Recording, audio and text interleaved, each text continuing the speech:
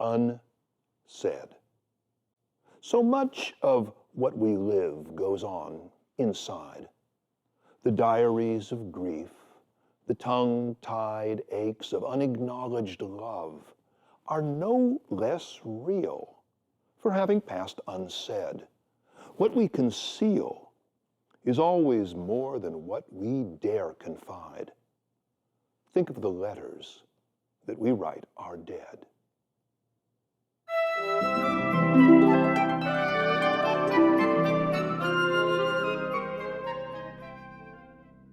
I'm your host, Deborah Lucero, and today I'm excited that California's Poet Laureate, Dana Gioia, is here. Good to be here.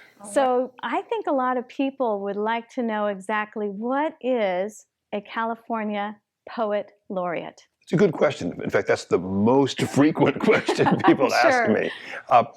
California was the first state ever to create a Poet Laureate. It happened 101 years ago. Now that's interesting because California felt that somehow to express itself, I think to express the future of California, the beauty of California, that there should be a writer who represented the state. And so it's a symbolic position in some ways. You know, what the Poet Laureate is a person who represents the power of the imagination, the power of poetry, the power of literature, and we share it collectively. And it goes all the way back to England, which had a Poet Laureate around the court. And so it's a poet who celebrates the place, who comments on the place. I think a lot of people are wondering, why do we need one? Well, it's, I don't know if you need much of anything, but some things are so nice to have. Do we need that cup of coffee? No, but it helps it. When a poet, I think the reason the Poet Laureate is important is that literature is important, imagination is important, and those things are actually crowded out more and more nowadays because we're in a culture which is super saturated with commercial entertainment. There's very few chances to reflect. And what poetry is the most concise, memorable, and expressive way that we have of using language. It's a way of talking about what it is to be alive in a way that moves people and people can remember. And so, what a Poet Laureate is a symbol which exists as part of public life. I mean, the Poet Laureate is the tiniest part of the apparatus of the state of California. But I think it has, at least in potential, an outsized importance because language is important, imagination and creativity are important. And the other thing, though, is that the responsibilities of a Poet Laureate are really quite minimal. So each Poet Laureate, to a certain degree, imagines what he or she wants to do during the time in office. Now, I understand that the program is part of the California Arts Council. Yes. And I was reading a little bit about it, and I was fascinated that our very first Poet Laureate was a woman back in 1915, as you've mentioned. Anna Colbreth was the first, Poet Laureate. And so, it's California has always been, I think, several steps ahead of the rest of the country. Yes. And so, and the Poet Laureateship was created, then it fell into abeyance for many, many years. They would appoint somebody for a lifetime. Yes. And, and very little happened. But about a little less than 20 years ago, the office was revived, and we've had very good Poet Laureates. And so, part of my challenge was to figure out something that was, hadn't been done, that was exciting to do. Well, that's what I wanted to ask you about, is I understand that each Poet Laureate can do some kind of creative project. And so what is it that you're doing for the state as part of your creative project? Well, what I thought would be meaningful is not simply to be the Poet Laureate, for literary communities, but to try to be the Poet Laureate for the entire state. And so I've decided that I am going to help create and participate in a literary artistic event in every county in California. There are 58 counties, which is a huge amount of territory. In fact, a couple of politicians in Sacramento pulled me to one side and said, look, people always think they can do this, but you won't be able to do it. But that just made me want to do it more. So I'm going, county by county, and every event is a little different. When possible, I try to get the local champion for this program called Poetry Out Loud. Oh, we love it. Yeah, I was, chairman of the National Endowment for the Arts for nearly 7 years. And while we were there, we created, as a arts education program, a national high school poetry recitation contest. There's been almost 4 million kids that have now participated in this. No state has bigger participation than California, so it's the most competitive state. And so you go to Sacramento for the championship, you see these incredible high school kids, which reminds us that we do not challenge our teenagers enough in terms of just developing their creative skills, their performative skills. And when you see what these kids can do. So since only one can win the state and go on to Washington, I thought it would be fun, county by county, to bring the champs in and have them strut their stuff. Last night in Siskiyou, I had a young lady from Etna High School come, and she just wowed the audience. Wow, that's awesome. It's tough for me because I got to compete with these kids. They got youth, looks, and talent, and what do I have? Yeah, I hear you. We just started it here. The Shasta County Arts Council started the Poetry Out Loud program last year, and it's been slow because a lot of the teachers, again, you have to work it into the curriculum, and if they're not used to that, there's a little bit of resistance there. And then one of the questions they have, and I'd really love for you to address this, is a lot of the kids want to create their own poetry. Why do we have to learn some dead person's poem? I've literally been asked that. And I've been waiting to ask you that question. Well, first of all, most of the selections are by living poets, but it's a very different program if you don't have to write the poem, because most kids don't really want to write their own poem and perform it. You'll have a small group of kids that do this, and they have other outlets. They can do poetry slams. They can have their work appear in the high school magazine and things like this. But you have a whole class of kids who, by taking that barrier away, they will participate. You'll have it'll be the athlete who sits in the back of the room and never says anything. It'll be a kid from a non-English speaking household who feels a little uncertain about his or her writing ability, but can inhabit the text. One of the interesting things is if you go to the national finals of Poetry Out Loud, we've had a huge number of kids who are first-generation Americans that are winning. In fact, virtually all of the national champions have been minorities. Wow. And so what I think Poetry Out Loud does is three things. First, it gives you a profound connection with poetry and the power of poetry, because you are taking the poem and you are learning it by heart. You're bringing it into the very center of yourself. So that has a wonderful education in the humanities, just in that one single enterprise. The second thing it does is it gives you access and command, mastery of great language, ideas, and images. This will do wonders for your writing, for your speaking, and I think even your thinking in the future. And finally, it teaches you a skill that will be of benefit in every walk of life, which is the ability to speak clearly and effectively in public.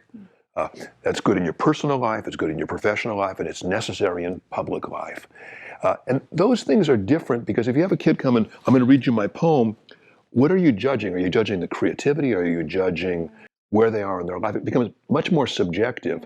And so this becomes a very powerful thing, which is accessible to every kid in high school. And you mentioned that it's not really poets who may have died, that these are living poets for the most part. And the kids can pick their own poems. Right. And so they have an anthology. I think it's now 700 poems. And actually, one of the most interesting things that happens is the kids read through these things, and for the first time in their life, they're reading poetry, they're thinking about poetry, and then people are fascinated by the poems they choose. Yeah. Because why do you go, why did that kid choose that poem? And you always feel like there's a deep psychic connection. People pay much more careful attention in Poetry Out Loud competitions than they do in a normal poetry reading. I've been to a couple, they're just amazing, and the kids are amazing, just the way they perform the poems. It's makes you cry, it makes you laugh, it's amazing. And the other thing is that usually the kid who wins surprises the teacher. It's not their A student, it's not their best behaved student, it's often the class clown. It's the kids that don't have a channel. And what it does in a class is I think one of the things that you want to do in education is create many doorways to success. Right now in an English class, the doorway to success is the person who can write the paper, who can do the analysis. Poetry out loud brings stuff that's not analytical, not intellectual. It's not even writing. It's, in a sense, inhabiting emotions, inhabiting language, recreating experiences. That's a real human skill, but we don't reward it usually in class. That's really true. And also, as you said, it just crosses over into so many aspects of life, being able to speak publicly, going and getting that first job, a first interview. All of those are so important. Yeah, most of the, I've known I talked to hundreds of kids that have done this because, I've been involved with it now for 11 years. And most of them say it's one of the life-changing experiences they've had in high school. Wow. And that's what we're trying to do, is broaden and enlarge the lives of young people through the arts and the imagination. So going back to your childhood, what influenced you to write poetry? I'm a working class kid from the rough part of Los Angeles. My dad was Sicilian. My mother was Mexican. No one in my family had ever gone to college. In fact, I didn't even know anybody whose parents had gone to college. Most of the was Sicilians and Mexicans in my neighborhood. Pretty much all adults either spoke another language or had an accent. And yet, in this environment, there were people who loved poetry. My mother had actually known poems because she had to learn them in high school or grammar school. And she would quite often break into poetry. We'd be doing dishes, and she would say, "It was many and many a year ago, in a kingdom by the sea, that a maiden there lived whom you may know by the name of Annabel Lee. And that maiden she lived with no other thought than to love and be loved by me. I was a child and she was a child in this kingdom by the sea, and we loved with a love that was more than a love, I and my Annabel Lee." And I would be there, and a spell was cast over me, and it put me in a different state of being than I was in my normal life. And I felt these things along the fringes of my consciousness open up, possibilities, emotions, intimations of a broader life. And so for me, it was formative. I never thought I would be a poet. It struck me as this was not an elite pleasure, because I didn't know any elite people. It was one of the pleasures that ordinary people have, like playing cards, singing songs, cooking. So when I went to college and they suddenly said, well, the average person isn't smart enough to understand poetry. It's only, the intellectuals like us who can master this. I would just say to myself, that's not true. And so I was always kind of a divided person in college. But once again, I didn't think I was going to be a poet. I thought I was going to be a musician. And finally, when I was about 20, I realized, somehow the music wasn't drawing me, and I frankly didn't have the level of talent that I saw the really great people having. Even my kid brother was just a tremendous musician, and I found myself writing poetry. And at the age of about 20, I suddenly knew that my life work was to be a poet. And it was puzzling because the question is, well, I'm the oldest kid in a poor family. This is not a practical decision. My parents were just, oh my God, they felt I would be a school teacher, which to them was bad enough because they really wanted me to be a doctor or a dentist. They want, poor families, they want some kid, one of their kids to bring them out of poverty, So really for the last 45 years, I'm now 65, I've had to deal with the question is, how do you make a living as a poet? And so I went to graduate school, and in graduate school, I realized they were training me to write poetry and talk about poetry in a way that the very people I came from could not understand it. And it just didn't feel right. I don't think Shakespeare did that. I mean, Shakespeare wrote in such a way that everybody from the learned people to the common person could enter his work and somehow participate. So I dropped out of graduate school and I got a job in business. And for 15 years, I worked about a 10-hour day. I came home and I wrote every night. I wrote every weekend and discovered myself as a writer. And then I was actually was very lucky. I became quite well known quite quickly. And when I was 40, I just quit my job and decided to support the family. But because by then I'd paid my younger brother and sister's way through college and stuff. And I just decided to become a full-time writer. And I had some bad years, but it worked. It really worked. I mean, I've been so, so lucky. Well, I know in 1991 you wrote Can Poetry Matter? Yes. And That's when I was still in business. And that's what I was wondering. You were still in business at that time. And that got wide acclaim. yeah, that became internationally famous. Yes. And that actually opened the door. And I said, if I'm going to do it, I should do it now.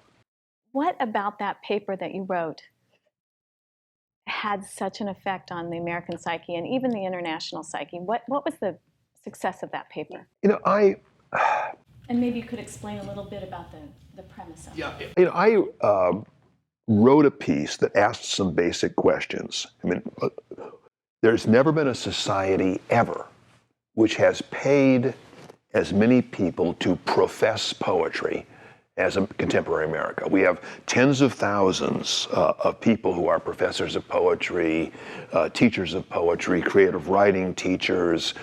We even have a poetry foundation. And yet, you know, in 1991, was there ever a society in which poetry meant less to the average person? And rather than say, well, it's, you know, aren't those average people stupid, which I don't believe, I said, well, maybe there's something about the way we do profess poetry, the way we have institutionalized poetry, the way we have, in a sense, tried to, to promote poetry within our culture that isn't working. And I began to look at this and said, well, you know, we've got this little closed world in the university, which is full of literary activities, but none of them reach outside. And so I began to do this. And what happened is that people all over the world eventually said, yes, I love poetry. And I try to, you know, and I can't understand what these people are doing in the university. This article generated more mail than any article in the history of the Atlantic Monthly. And the weird thing, this is back when people actually still wrote letters, is that almost all of the letters were positive. Usually people write angrily letters, and all of the negative letters were written by people in creative writing departments. And so what happened is that it created a conversation about the role of poetry in contemporary society. And I made a lot of suggestions at the end of the article about, you know, bringing, you know, poetry performance in, bringing poetry on the radio, how to bring poetry in TV, mixing poetry with music, you know, and doing things like this. And lots of people adopted those. In fact, I know a number of people who started radio shows because they read the article and they said, yeah, that would be a good thing to do.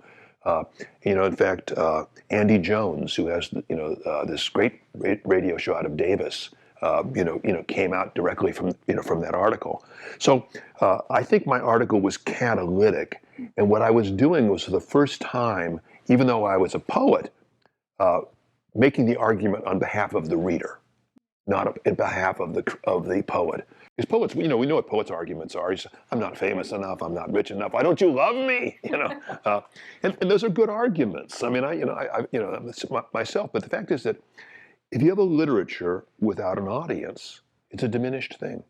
You know, Walt Whitman very famously said, to have great poetry, we must have great audiences too. I don't think he was talking about box office. I think he was talking about there's a relationship between reader and writer, between, you know, creator and audience. And you see this like in a career of somebody like Bob Dylan. They give each other energy, they give each other meaning. And that's what I'm trying to do, is just to bring, you know, poetry back to the people, but not to being condescending, not being simple, but by just making the best of it accessible.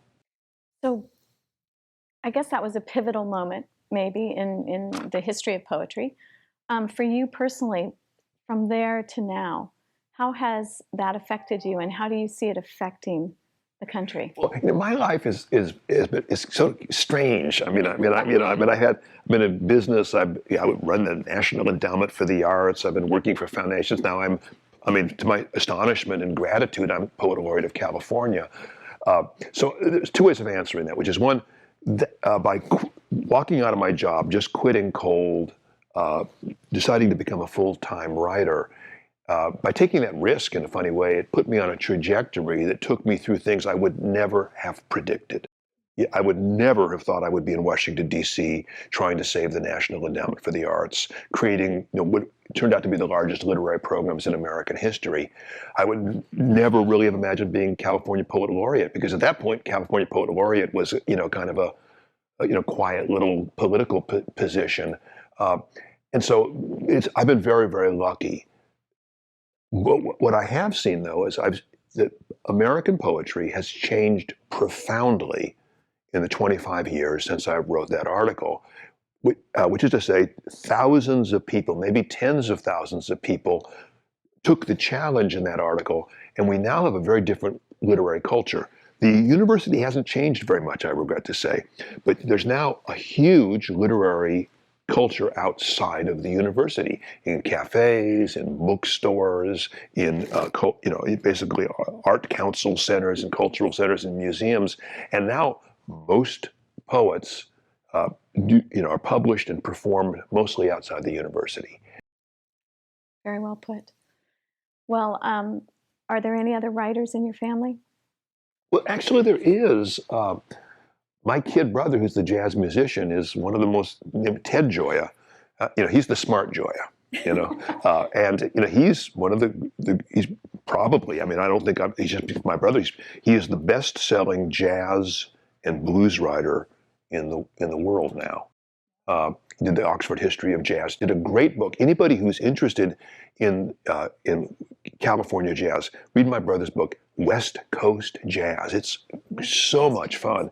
It just takes all the post-war history of jazz. But so my brother and I actually are both writers, and I've got my kid sister is in the Navy. She's a Navy captain. She was in Afghanistan 3 times. In an Army billet, but as a Navy. And then my kid brother is a DJ, and so so we were a great except for my sister. We were a great disappointment to my parents, who just wanted a dentist, a lawyer, a doctor.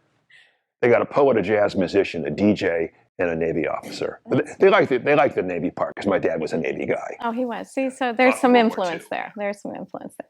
And then I just have to know. So, can you actually articulate one of your favorite authors or poets? I mean, is there someone that you go to that actually had a big... Well, I love poetry. I know lots of poems by heart. And so there's many poets that really, are deep inside of my psyche. Shakespeare. People never say they're influenced by Shakespeare. I love Shakespeare. I mean, if we have any people in the audience who don't know Shakespeare, watch it. That guy's a comer. He's got a future. Robert Frost, I love. W.H. Auden, I love. Elizabeth Bishop was my teacher at Harvard. And her vision of poetry is very influential. Philip Larkin is another one. And California's greatest poet, Robinson Jeffers, who lived in Carmel. People, his home, Tor House, is now a National Historic Monument in Carmel. Jeffers helped me see the natural beauty of California, not in a kind of romantic human way, but in a very stark, natural way. I mean, that's one of the reasons he's sort of the poet laureate of the Sierra Club and the environmental movement. But there's a wealth of imagination, and California is just a wonderful place to be in, because we live in a reality, both the natural reality and the urban reality of California, that has never really been completely captured in poetry. So the future is ours, if we're creative enough to do it. And I suspect after you go through all 58 counties, you're going to come up with a lot more ideas. Are you being inspired to write as you're going through?